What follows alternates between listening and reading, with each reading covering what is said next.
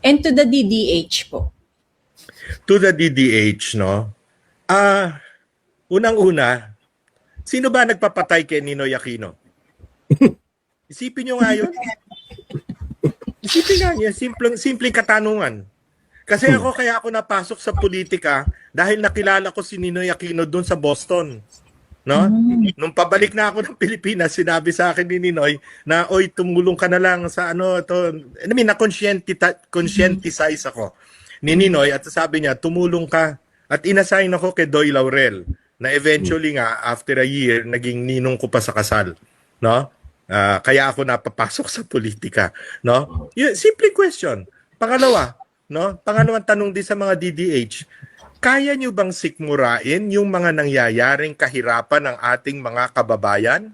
No? May kasalanan ba nito si Inday Sara?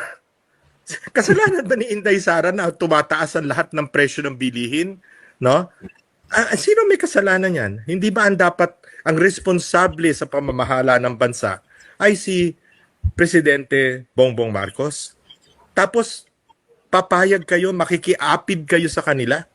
No? Dahil lamang ayaw ninyo sa mga Duterte? O hindi lang ayaw, dahil hate ninyo ang mga Duterte? Hindi ba tayong mga Kristiyano tayo, at miski naman mga Muslim na kapatid natin, hindi ba we are supposed to forgive? Diba?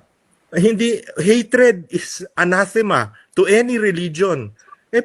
Tayong mga Pilipino, sa kultura ba natin, gustong-gusto natin yung hate? Isn't hate one of the worst adjectives in words in our vocabulary? Diba? No? Mag-isip-isip naman kayo, mga DDH.